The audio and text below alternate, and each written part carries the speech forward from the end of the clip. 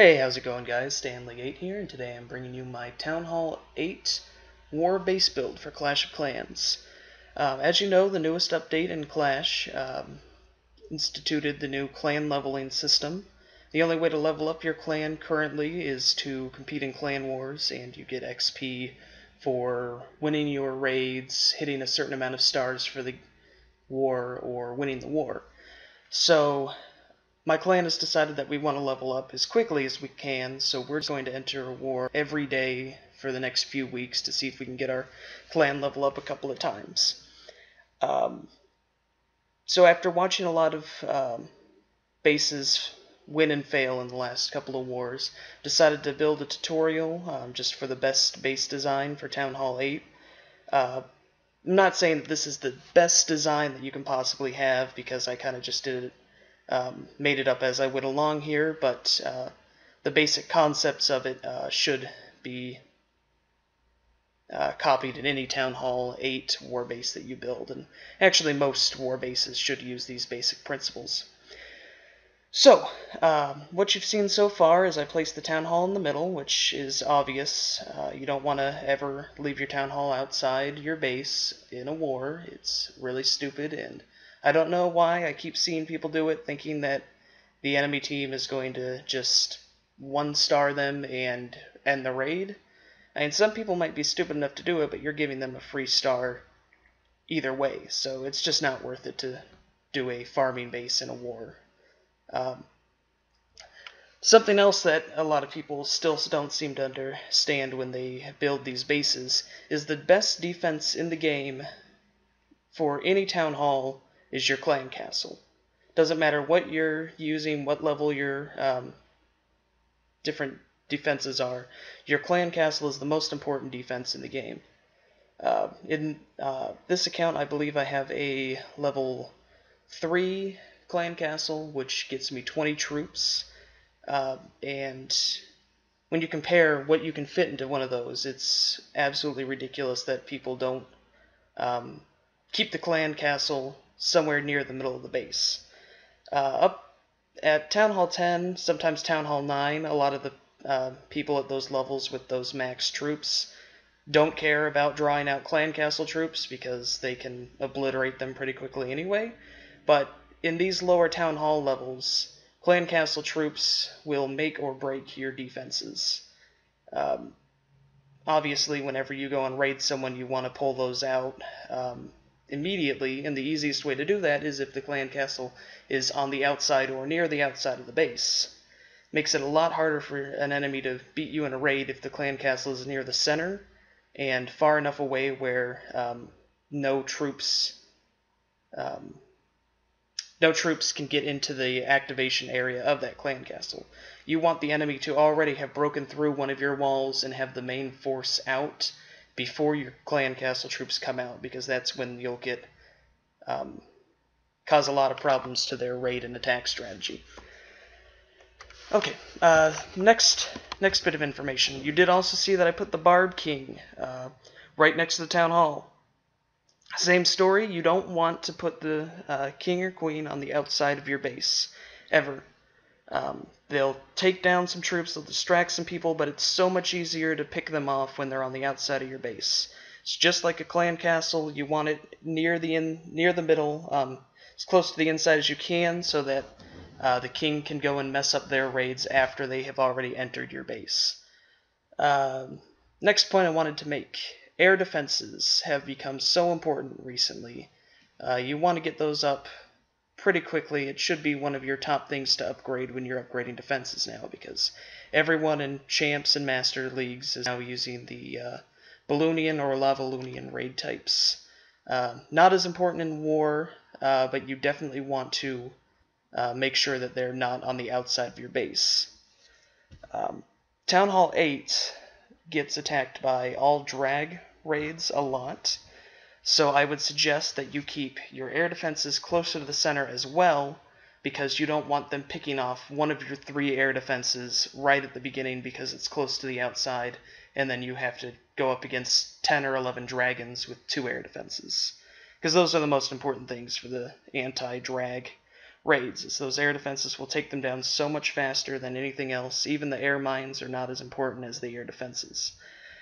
So you want to keep those closer to the inside, and you want to have them protected. Another point that you may have seen earlier is I did have them overlap each other. The area of effect where they can fire, you always want to have your air defenses covering at least one other air defense with their area of effect damage area. And what I mean by that is, or at least the strategy for this is, if they get a group of dragons or some other air troops attacking one of your air defenses, the best possible way to get them off of that is to take them out as quickly as you can. And if you have troops attacking an enemy air defense and it's being overlapped by another air defense, you now have two air defenses attacking those enemy troops. It makes a huge difference, especially with drag raids, which I've seen so much in Town Hall 7 and 8 raids. You definitely want to have those overlapping. It makes a huge difference. You also want to make sure that all three of your air defenses at some point cover your Town Hall, because that's something else. Is if you can get that Town Hall covered well with air defenses, you've now cut the enemy raid to probably a 1-star if they're using drags. They'll probably get a 50, unless your clan castle troops distract them enough, or your skeleton traps, if you have them set to air, distract them enough. So that's one really important thing. The next thing I want to talk about is just spacing of where you have your defenses. You don't want... Wait, one second. You don't want to set it up like you would set up a normal base for your regular defense. And the reason of that is you don't need your resources, your storages, protected in a clan war. They can't loot any loot from you at all during a clan war, so it doesn't make sense to have your storages anywhere close to the center. The only reason that you would ever have them at the center is if you're trying to build a trap where the enemy troops would focus on the storages, which have really high HP amounts, and just so that you could try and take them down closer to the center. I always would suggest keeping your storages closer to the outside, but in an area where they are covered by a couple of different defensive turrets or towers. And the reason for that being they have a ton of health, so they can sustain way more damage than any of your other buildings other than the Town Hall and Clan Castle. So keeping them closer to the outside makes it harder for the enemy to get that 50% because they don't get to attack the easy, low health buildings like the Spell Factory and Builder Huts and things like that. They have to deal with, at least in this base, they have to take out 7 of the highest health buildings on the outside of my base to get anywhere close to the Town Hall, which is just really good defensive-wise. And that's just something that I see all the time, is people build it like they're building their regular base, and they have the storages closer to the inside, and sometimes even leave defensive buildings on the outside of walls so that they can make sure their storages are protected by the walls. It doesn't make sense. You want to keep your defenses alive as long as possible in a clan war. The other thing that you want to make sure is that when you do put all your defenses near the middle, because that is the best strategy, you want to build your base in a way that every single building on the outside of your defenses can be hit by one of your defensive buildings or protected by one of your defensive buildings. And that's a huge deal because I use that strategy all the time whenever I see an enemy war base where they have maybe 15, 20 buildings spread out around the center of their base, but not covered by any defensive structures, or maybe just one. I will just bring 15, 20 archers, already be at 20% before I even use my regular troops for an attack. So you're really just helping them get the stars by doing that. You want to have it more tightly packed. Like the larger is not always better. You don't want to cover the whole map, because when you cover the whole map, you're assuring that there's buildings that aren't going to be covered by defenses, or you have defenses that are automatically in the line of fire for enemy attacks. So those are a couple of most important things. Another thing that I did want to mention, just because I see a lot of this as well, is you want to avoid T's or crosses when you build your wall network. You'll see if you look down at my base, there's never a point, I actually build this specifically for this reason, there's never a point where 4 different sections of walls will connect at one point. The reason for that, and the strategy behind that, is you want to make it so that they have to destroy as many walls as possible to get into your base. And if when you have the crosses or the T's, all they need to do is destroy one wall, and they can get into 3 different sections of your base. So you want to avoid that. If you look down where I'm building right now, top left corner, you'll see my Dark Elixir storage, and you'll look to the right. Now that looks like a T, but what actually happened with those walls is I have it offset by 1 space, so that when they break down one of those walls, at most they can only get into 3, and sometimes even only 2 of the enemy, 2 of my sections of my base instead of 4. If I had all 4 of those lines of walls meet at one point, they've now gotten access to about 25% of my base by destroying 1 wall, and you cannot let that happen. You've got to build those cross sections, you have to put an extra wall in sometimes, and that's just really important, because you don't want them breaking right through your defenses with 1 wall breaker, or 2 wizards shooting 1 wall, and you've now left a quarter of your base open to attack. So what I start doing here at the end is I'm just putting the last buildings around my castle, and I am determining where I can put them so that they are covered by multiple defenses.